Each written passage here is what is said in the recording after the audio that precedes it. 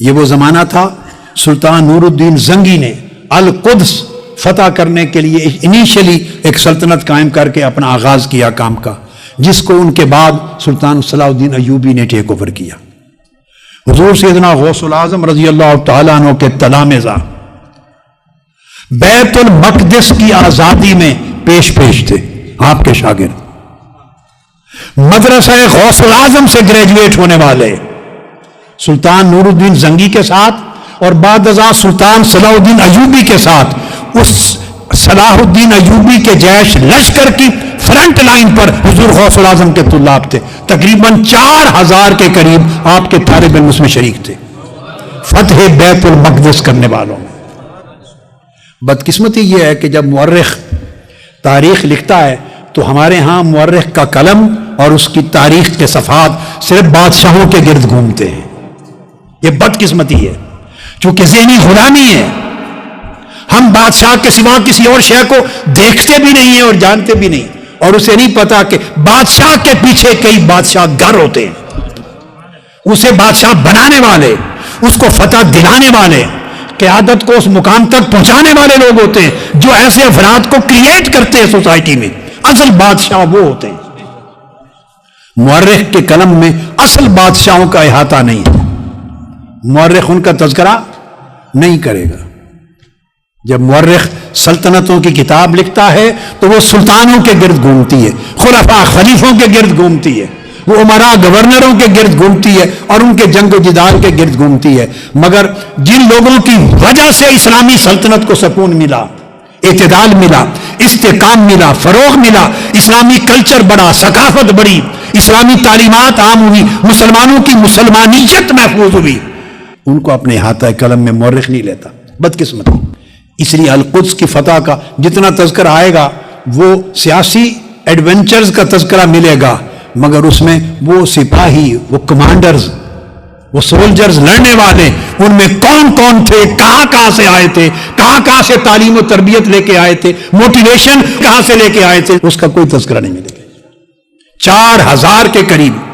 طلباء سولجرز القدس کی فتح میں مدرسہ غوث العظم کے گریجویٹس میں سے تھے۔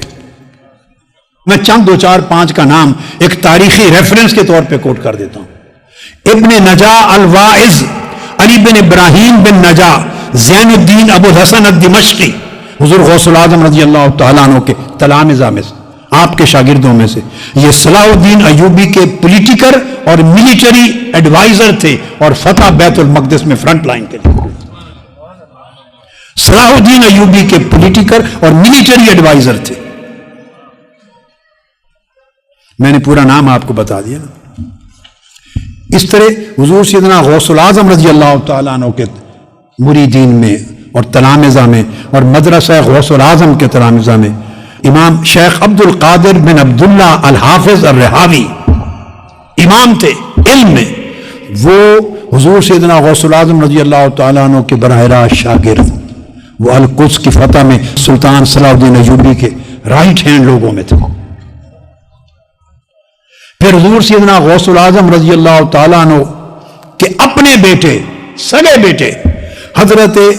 سید موسیٰ بن شیخ عبد القادر الجیلانی، ان کو آپ نے سلطان نور الدین زنگی کی طرف بھیجا اور وہ سلطان نور الدین زنگی کے چوٹی کے کمانڈر اور ایڈوائزرز میں سے تھے۔ سلطان صلاح الدین ایوبی سے بھی پہلے نور الدین زنگی کے ایڈوائزر تھے اور ان کے کمانڈنگ رول رکھنے والے لوگوں میں حضور غوث پاک کے صاحبزادے حضرت سید موسیٰ بن شیخ عبد القادر الجیلانی، دمشق بھیجا انہیں، اور جو نور الدین زنگی کی جو لیڈرشپ تھی اس کے ساتھ کام کیا انہوں نے، وہاں فکر دیا لوگوں کو، کنسیپچل کلیئرٹی دی، انسپیریشن مہیا کی، موٹیویشن دی، فتویٰ دیا، ان کی تعلیم تربیت کی اور راہ راست پہ ان کو لگایا سپاہیوں۔ پھر شیخ موفق الدین ابن قدامہ المقدسی حضور غوث العظم رضی اللہ تعالیٰ عنہ کے شاگردوں میں سے ہیں، وہ سلطان صلاح الدین ایوبی کے ایڈوائزر تھے۔ پھر اسی طرح ان کے کزن تھے امام عبد الغنی المقدسی، حضور غوث پاک کے شاگرد، وہ بھی صلاح الدین ایوبی کے ایڈوائزر۔ اس طرح امام اسعد بن المنجا بن برکات ابو المعالی التنوخی حضور غوث پاک رضی اللہ تعالیٰ عنہ کے شاگرد، یہ بھی سلطان صلاح الدین ایوبی کے کمانڈرز میں سے اور ایڈوائزرز میں سے تھے۔ پھر امام حامد بن محمود بن حامد الحرانی، یہ سلطان نور الدین زنگی سے لے کر